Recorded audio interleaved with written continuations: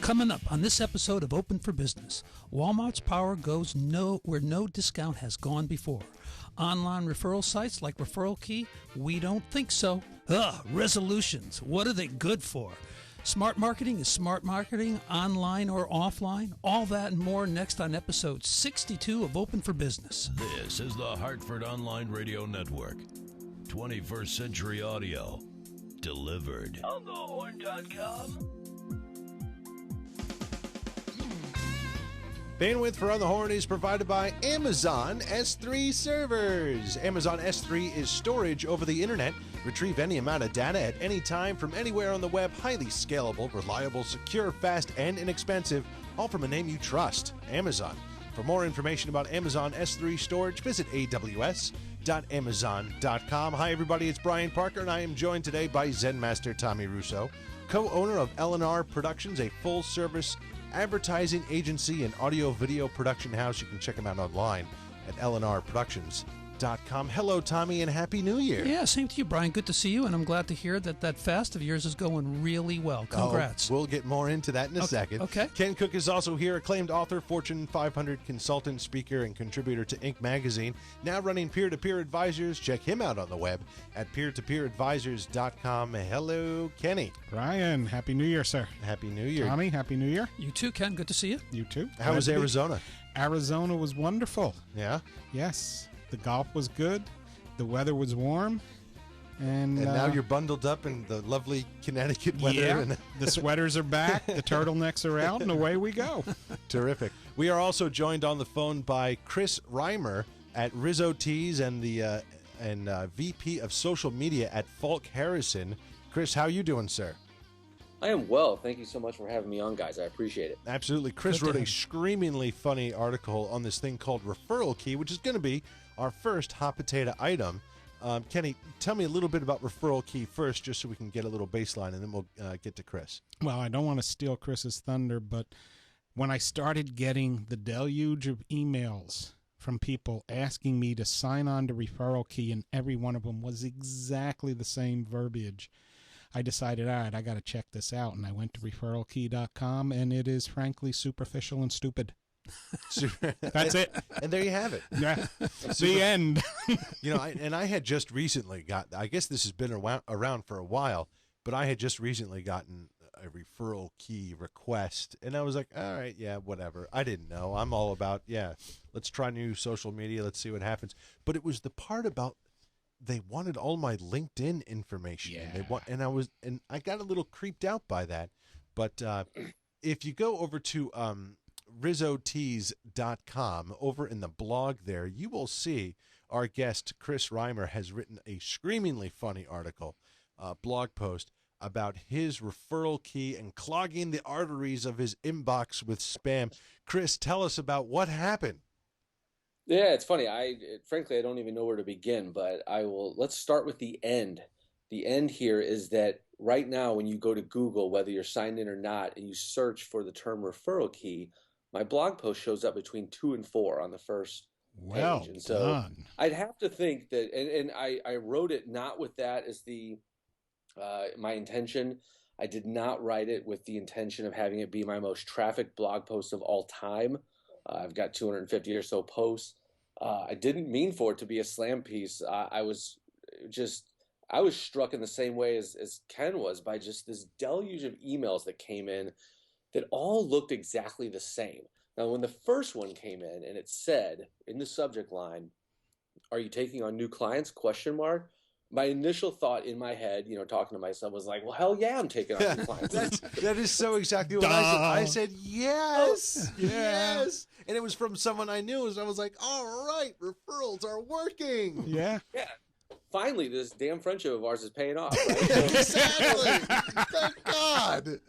But what's interesting is then you read it a little bit and you're like, oh, well, so it's for a service and maybe I can go check this service out. But what happened with me, which was interesting, was that, and I have a lot of LinkedIn contacts. I'm an open networker, so I actually sort of invite this sort of thing. Unfortunately, spam from people I don't really know very well, but they just started pouring in.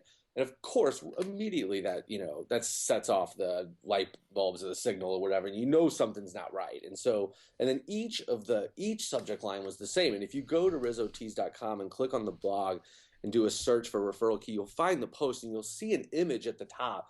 That was a photograph of my inbox, unaltered. I did not have to screen out any other emails that came in between those emails.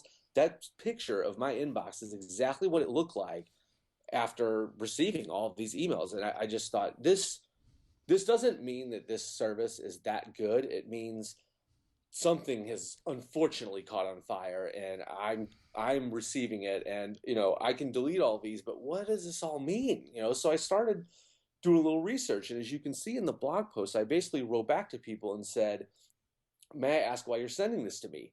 And I sent it to 30. I mean, I received hundreds of those, but I sent it to 30 people that I didn't know, sent them just that question. And I was really curious to hear what the answers would be. And I got 7 answers back, and they really varied from, oh, my account got hacked. I wonder if that was actually the truth, to, hey, it's a cool service. Maybe it's for you. Maybe it's not. In between, I had people trying to explain to me what the service would do. I will admit, I've never signed up for the service. I never used it. But my post was intended to talk to people and basically offer the idea that, have you considered first of all, to referral key, have they considered what this avalanche of emails makes them look like? This service could, I know that we're talking today about how these sites maybe are not all on the up and up. This site could have been on the up and up. I didn't want to make the assumption that it wasn't the real deal, but their actions and the types of emails that they had their system send me, it told me otherwise. And so I wrote the post, and I really wanted people also to think about, I wanted you guys to think about, what's it going to make you look like if you sign up for it? Yeah. And so I wasn't trying to say that the site wasn't legitimate. It could very well be a very powerful and legal and legitimate way to refer business, although I think you could probably just do that via LinkedIn and your existing relationships. Amen. And then you saw what happened down in the comments. Anyone that read the post hopefully read through the comments, because the comments were better than the post. They certainly added something to it. I'm looking at that picture right now, and we'll put up a link in our blog post for this show for the listeners who download this later, of the exact Rizzo Tees blog post for this. But I mean, the picture is exactly why we call spam. Yep. It is just a chunk of junk. It is canned email product, mainly from ham. That's what it is. My challenge with it, and Chris, I agree with everything you said, and my challenge with it isn't whether referral key is legitimate or not legitimate. It is how they are positioning referrals, and what their stated mission on their website is to collect millions of people worldwide and enable those people to refer people to each other. So I have a real challenge referring someone to someone I don't know. Here's my question, because I received a handful, I wouldn't say a deluge, but a handful or two of these emails, and they all started right around the first of the year. And I've done a little bit of networking, including you and I, prior to the show starting. Do we know of one person that's gotten a bona fide referral from Referral Key? Mm-hmm. And if they exist, please come to the surface. Please write us, join our chat room, send something to Chris, send something to any one of us. Is there one person out there that's gotten a referral? No, I think people have probably gotten more referrals by doing stuff like we did, which is coming together and saying, what the hell is this Referral Key crap? Like, what is this nonsense that's in my inbox now? Yeah, we are truly going to test the adage, all advertising is good advertising. Yeah, media is good media. But this seems to be the sort of Instagram type model that they're trying to recreate without the good things of Instagram. Just have a massive community of people and emails. Yeah. And hopefully someone says, I'll pay for that. Yeah, and for me, the phrase I used before we started the show when we were just talking about this, Referral Key to me is a collector. They are not a connector. They do not connect people. They do not give any motivation for anyone to take a relationship they've built and jeopardize it. connecting. That's a great framework, I think, to put it in. No, I love it. And you know what? And kudos to you two over here, because I was not on LinkedIn really. I mean, I had an account, but I never looked at it. So I reinvigorated myself last year on LinkedIn. I love it. Yeah. I have developed great friendships, via LinkedIn, just by talking about stuff that I love, whether it's, photography or podcasting or music or your whatever. daughter. Or I haven't done that yet. Parenting. You've LinkedIn parenting. Check that. You do that on Facebook. I do that on Facebook. Yes. But and it's just fun to have that kind of. I don't possibly see myself, and I can tell you, I won't go to Referral Key and do all this kind of stuff. But also, there's the backhanded stuff of them asking to get all your LinkedIn contacts. Nuts. Not only do they push that on you, they've made a little video that your friends are sending to you, automatically saying, "Hey." Well, Chris, let me ask you, as the social media expert, a client comes up to you in your capacity with Falk Harrison and says, "Chris, I've got these emails from Referral Key, and I think it's a great way for my 10-person sales team to expand their reach." What do you say to them? I would tell them that I have not researched the tool and I haven't used it, but I'd ask them, what are they seeing there that looks so magical that, frankly, in-person networking, LinkedIn, your existing email database, with these more, I dare to call them traditional methods, that these traditional methods couldn't equally, you couldn't do the same thing. Just, guys, remember this. Anything that purports to make money or to making money very easy and almost effortless to do. And I'll say this, with or without a multiplying factor. When I say that, I'm kind of leaning towards Ponzi, is what I mean by with or without. Thank you, Mr. Madoff. Because what happens is with those deals, they say, well, the math, it's irrefutable. It's just look at, once you get down to level 2 or 3, you can see how, your success multiplies. But even if that's not part of the equation, anything that purports to making money very easy and almost effortless to do is fishy. It just is. Yeah. And procuring business and creating relationships takes work. Spending time on LinkedIn and trying to reach out to people and creating in-person meetings, that I count that as work. Where you sign up for a service and suddenly your name gets bandied about, the bowels of the internet, and suddenly referrals are coming in. I'm not seeing how that is. I'm not seeing how that is a viable business. Are you getting another phone call? Are you getting a Referral Key referral right now?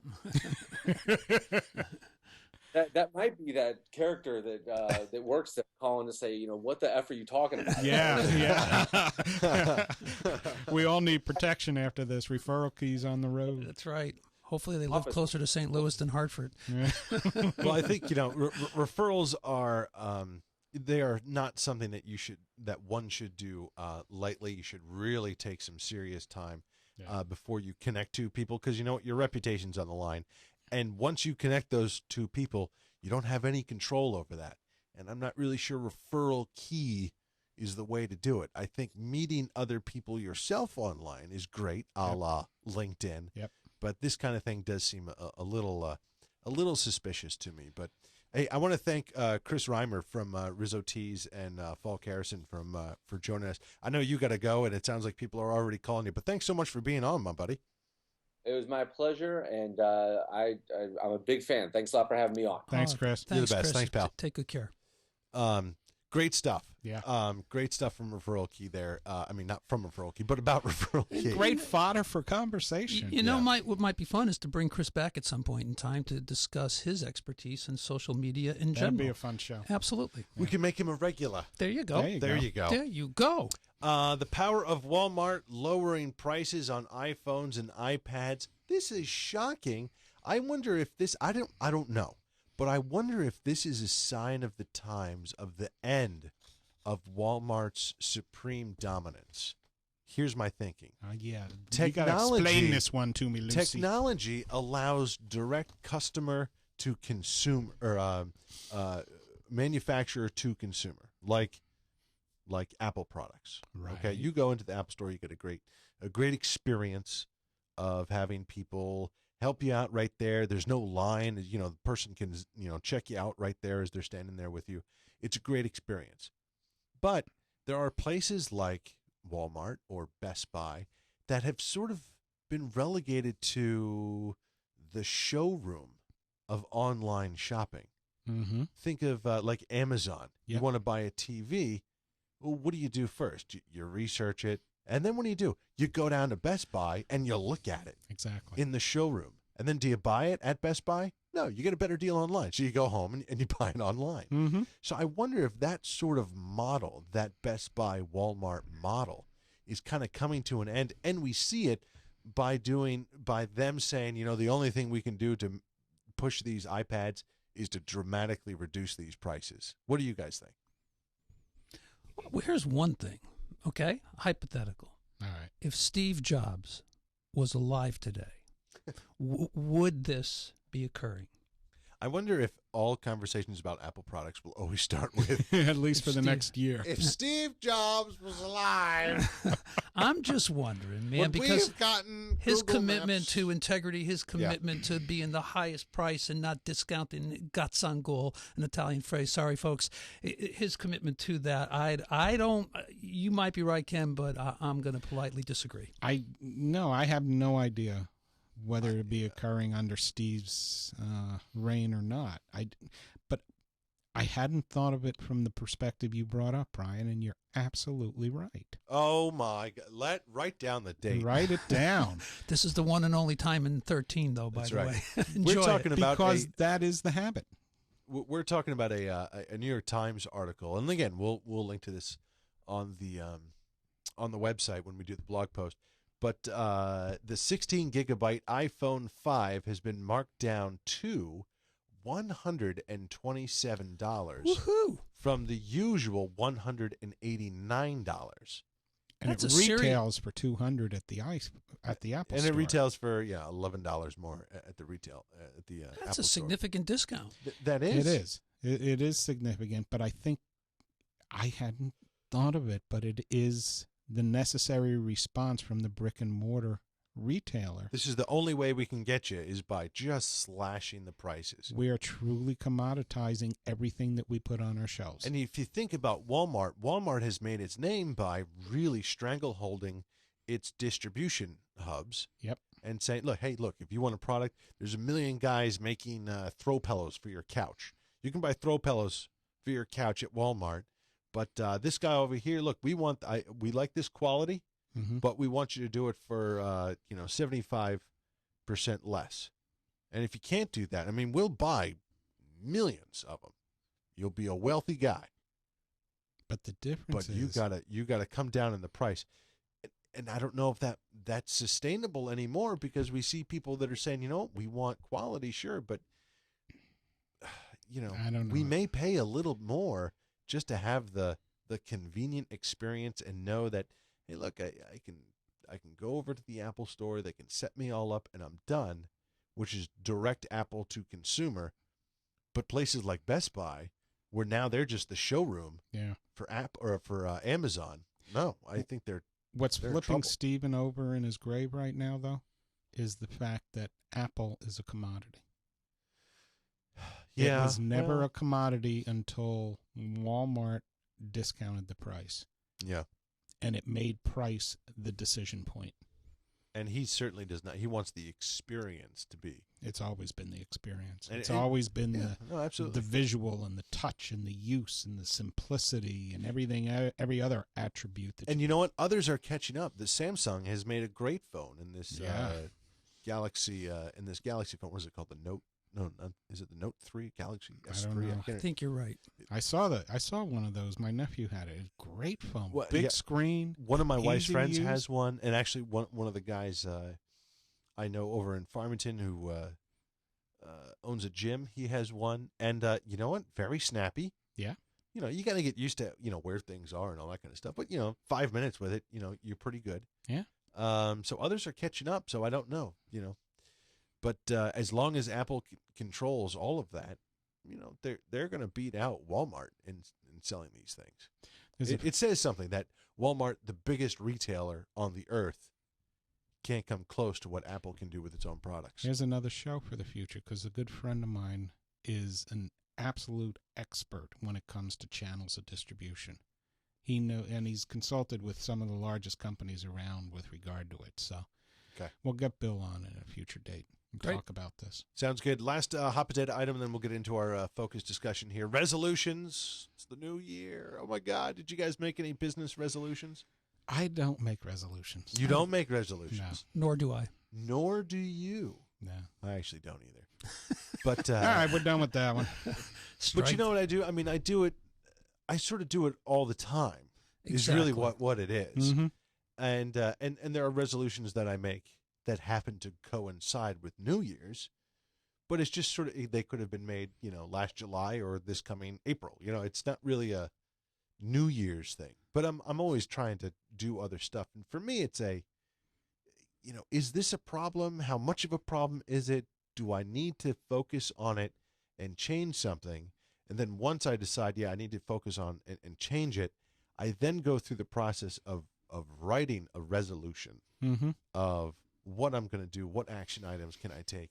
So you are just on the start of your juice cleansing 10-day regimen? I made a personal resolution. I'm tired of being, fat, sick, and almost dead. To quote, if you haven't visited that website, I can't remember the guy's name now, but he did a great show that you can watch on Hulu or I'm sure anywhere else. I think I maybe watched it on Netflix. But this guy did a juice diet, and he had a autoimmune disease, and he was a little heavier than me. I was when I started, I was 242 pounds, almost an eighth of a ton, as I like to say. Ooh. And I was just, that's I'm done now. This is ridiculous. I need to be a grown up and take control of this. I have control of so many other things in my life, but this, and this is probably the easiest thing to do because I make a conscious effort to eat, and now I can make a conscious effort to eat properly.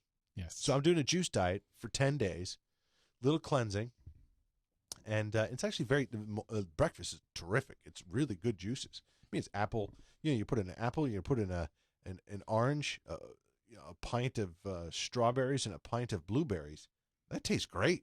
Well, any kind of protein powder or anything like that? There's no protein. Really? No protein at all? Well, there's a lot of the difference is that the protein that you're probably referring to is like chicken or beef or something like that. No. Literally, there are powders that are made. But powders, same thing. Okay. Those are what they call macronutrients.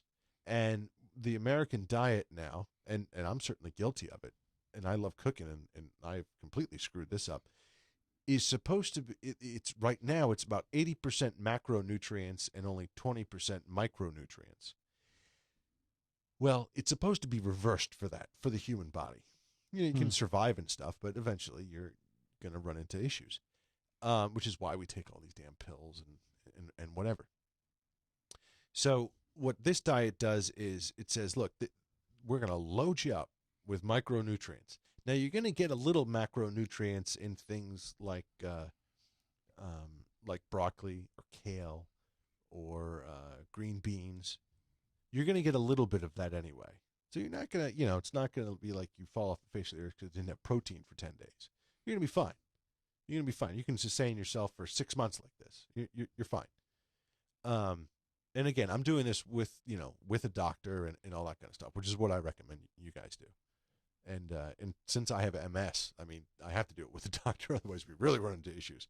So this is really designed to kind of flip-flop that and kind of reboot my system and say, okay, I have had a dearth of micronutrients in my body. Let's really kind of ramp it up, get things kind of cleaned up and going. And after 10 days, I will have, the benefit is, it's really a side benefit is that you'll lose weight. But really, it starts to kind of reboot your system so you can more effectively deal with macronutrients once you reintroduce them. Well, what do you do on day 11? In day 11, you reintroduce actually chewing. At a gradual pace? I mean, or do you jump right back into 2 eggs over easy and bacon? No, probably no bacon. Okay. I'll probably do, maybe twice a week. I'll have a fistful size of red meat, and then the rest of it will be a fistful size, maybe twice a week of chicken, and that's all the protein I'll need. And the other days I'll just I'll eat my my vegetables and my fruits. So you're going back to smart choices, controlled portions. Yeah.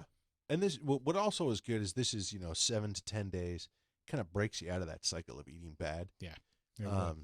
And really the only time that it really hurts is later at night. Like when I get home tonight, I'm going to be looking at that refrigerator full of really delicious cheese and, salami and all that kind of stuff. And like, oh gosh, darn it. Not so today. That's the only time I really, like, right before bed. And last night I was having dreams about eating a Butterfinger bar. The candy bar. Ooh. Sounds One like of my that's- favorites. And what's funny is I remember, like, when I stopped drinking, I remember I would have these, like, drunk dreams, like, thinking, and like you'd wake up and you feel guilty because you're like, was that real? Did I really ruin? Oh my God, what's going on? But no, okay, it's all right. I had that same kind of thing. I had candy bar dreams. And I woke up feeling all guilty, like, oh my God, did I break the diet already? Oh my God. All right. Enough. It's funny. Let us move on. All right, hey, smart marketing applies everywhere. Smart marketing is smart marketing, whether it is online. There's a lot of, we talked about this last week too with Lon Seidman. Common sense in business is common sense. Yeah. You guys can really do this. Launch us into this discussion there, Kenny. Well, this was another one of blog posts that came in. A lot of them come from a company called HubSpot. And Tommy and I were talking about this earlier. And from HubSpot's perspective, the entire world is a nail because all they have are hammers. They are 100% about online social media marketing and inbound marketing. That's it. So they look at everything through that lens. And they put out a blog article on 15 examples of brilliant homepage design. And they show you the homepage and tell you the top 2 or 3 points for each one. And they summarize what the brilliant marketing ideas are that make these homepages so wonderful. I'll read you the top 6. Clarity on who you are and what you do. Messages that are important and valuable to your target audience. Compelling value. Easy to understand. Call to action. Relevant and timely. And I'm looking at those 6 and I'm saying, that's just smart marketing. That doesn't have anything to do with online, offline, in person, not in person. It's just smart marketing. So I tend to get a little impatient with people who view the entire world as a nail because all they have are hammers in the toolbox. Well, and I think that's Good way just of putting the it. sin here is probably we're so excited about how many followers do we have on Facebook and how many followers do we have on LinkedIn or whatever, and really it's do you have a purpose in life that you want to communicate your business does for people? Exactly. How clearly can you communicate that? And who are you targeting this to? Mm-hmm. If I sell blankets for truck drivers that have to be a particular size, I probably don't need to advertise on television because truck drivers are in their trucks. So they're not seeing that. Yeah. But instead, maybe I go after highway billboard signs. You know what I'm saying? But what I agree with you. It's all about the venue and what it is that you bring to the world. If I think about Tom and Eleanor Productions, I know that if I want to create awareness, if I want to stand above the crowd, I can go to Tommy, and Paul, and they will put together some type of, it could be musical, it could be video, it could be something that will create attention and grab attention in a world that is exceptionally crowded. And I have no problem existing in a crowded world. I don't want to exist in a competitive world. So I want to find ways that separate me. Yep. And knowing your compelling value and knowing that it's valuable for your target audience, smart marketing 101. I don't care if it's online, offline. I don't care if it's a jingle. I don't care if it's a video. As long as the messaging resonates in terms of value with regard to the audience you're trying to reach. And I think that that's really the key, is taking the time, slowing down enough to know who that target audience is and what they really do need. There is the essence of it. You used it, slowing down. Right, absolutely. Instead of rapid firing, and in this days, of Twitter this and Facebook that, there is this rapid fire machine gun that's always clicking off one round after another, as opposed to Ken. You and I are going to work together on this project. Let's talk a little bit about your hopes, the aspirations, what you have in mind to get results, and what does that look like to you? Yeah. And so you and I are on the same page as far as realistic expectations, and that requires all of us to slow down and engage. I have a question for both of you. Yeah. Would you prefer receiving a Facebook message, a Twitter message, or a phone call from Tommy Russo? Oh, phone call. Just for the novelty of Facebook message. Okay. You are rowdy tonight, Oh Brian. man, I feel like I was just body slammed. I'm not quite sure why, but No, but certainly, if you can connect via a phone call or even in person, that's terrific. I mean, if you were to Hallelujah. if you were to walk into my office during lunchtime or something and just say, "Hey, I was in the area, wanted to say hi," that's even better. But there is a thing that I don't want. I wouldn't want someone that I don't expect to call me. I understand that. Tell me more about that. So if I have a connection on LinkedIn, Right. and I'm talking with the guy, and we have a fine relationship. We go back, we've known each other on LinkedIn for a little bit, Never met? and never met in person. And maybe we exchanged contact info, but we just kept going.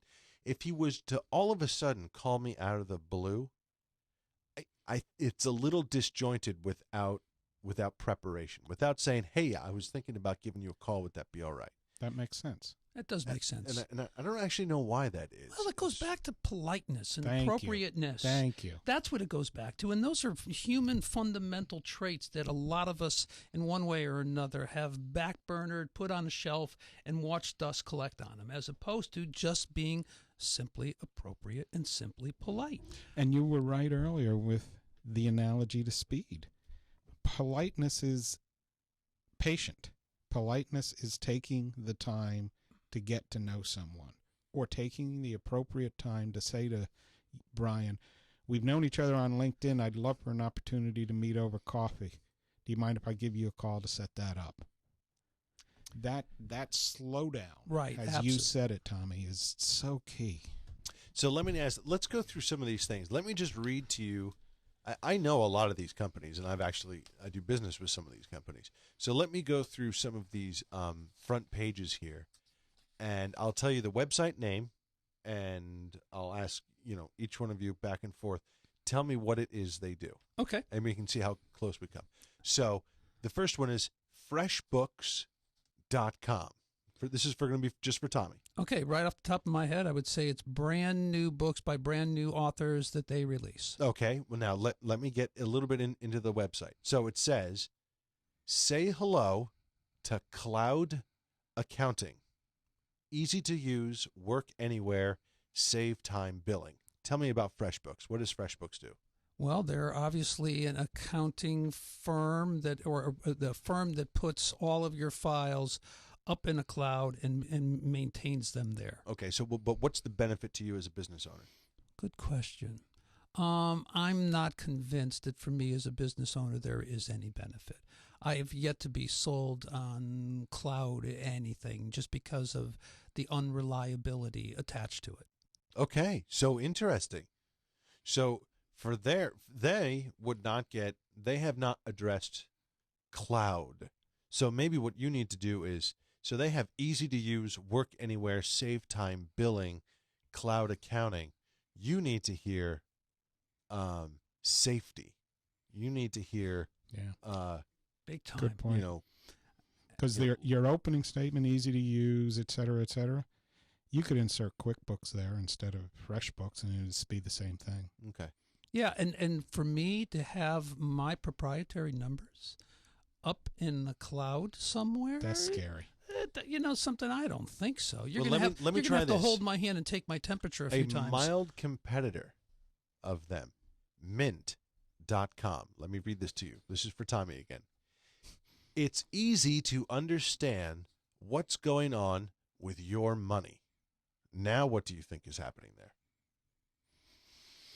To me, that sounds more like an industry that you might be in, Brian, financial investment. That doesn't sound like accounting to me. That sounds like it's easy to understand what's going on with your money. We're going to place it in this account, in this offshore account, blah, blah, blah, blah, blah. And so that one sentence leads me down that path. And now to an accounting, here's what your numbers are on a weekly, daily, monthly basis. You're absolutely right. Get a great handle on your finances free, and the free and fast and easy way. Mint does all the work of organizing and categorizing your spending and where every dime goes when you make money decisions. So not only does it have where your money is, I don't know, offshore accounts, but I don't want anyone to be associating me with offshore accounts. I don't do that. Sorry, Brian. But also where your spending is, so you can really track stuff. Now, this has easy to understand what's going on with your money. I like that more than cloud accounting. Cloud accounting sounds like it's mysterious and it's a pain in the neck. Because it's accounting, which is a pain in the neck, and it's mysterious because it's in the cloud. And maybe I shouldn't say this, but to me, one of the visions that comes to mind is someone puffing on something in a friggin' cloud. Maybe that's my growing up in the 60s coming through here. Garage band Tommy strikes again. But I'm telling you, that's one of the images that comes to mind. Cloud accounting. Oh, yeah, good. I'm going to hire you fast. Okay. Sorry. So here's another one. Let's do Ken. Tell me what the benefit as a business owner this could be to you. Okay, so you see this. Evernote.com. Remember everything, capture everything, access anywhere, find things fast. Virtual filing system. And what's the benefit to you? If I'm not in my office, I can go into my file drawer. So convenience. Probably not when I think of what's in my file drawer and having to get it online. No. Okay, so your hurdle here would be barrier to entry. The barrier to entrance is, boy, I got a lot of pain in the neck stuff to get out of the drawer and make digital. Yeah, precisely. So if they had something up there that says easy to what? Convert hard easy copy. to adapt. Easy to convert hard copy. Yeah, something like that. Easily adaptable. Okay. I might be entertained with it. All right. How about, this is a great one. ewedding.com. Create a website that will help you plan and share the details of your wedding day. Create your free wedding website in under 5 minutes. I mean, that easy. literally says it all. I get that one.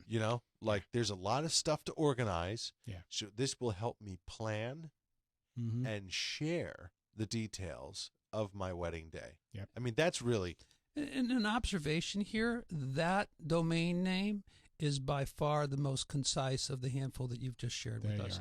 It says it essentially, and especially in this day and age, to see ewedding.com and not know what it is, I think the vast majority of the population would recognize it and have a clear vision as to what these people are offering. Where mint.com, it could be it could be candies. It could be a whole lot of different things. Yeah. Interesting. Small e in front of any word automatically takes whatever that word describes and puts it online. Absolutely. Yeah, no, I give them credit. I think that's a good one. Yeah, absolutely. All right. We'll have to invoice them later for that. Yeah. But final thoughts. Okay, my final thought is that stop trying to segregate online marketing from the rest of the marketing world and just be smart about connecting with your customers. Yeah, I agree. I think the biggest sin is that they think they do social media in a silo of all their other marketing efforts. And it's got to be all tied together. Here's my 2 cents on it.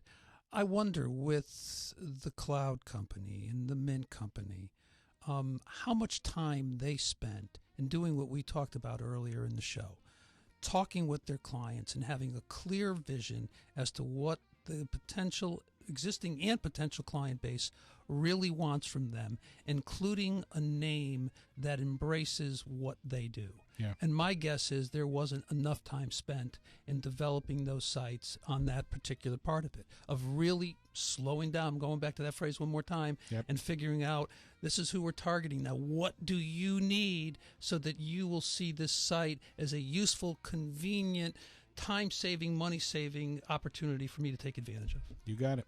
Totally agree. Hey, we want to thank you all for joining us. You guys you've been coming out of the woodwork. We really do appreciate it. We can't do the show without our sponsors either, Gateway Financial Partners, the accounting firm of Budwitz, Meyer, Jack, Deepwater Seafood, and CentralCTDental.com. Very special thanks to Evan Richards, who's in our chat room right now. Jello, Evan, he says. We're going to close up shop for this week, but do tune in next week at 5 p.m. Eastern, when we will once again be open for business, and I'll be 10 pounds lighter. Cheers. Yeah.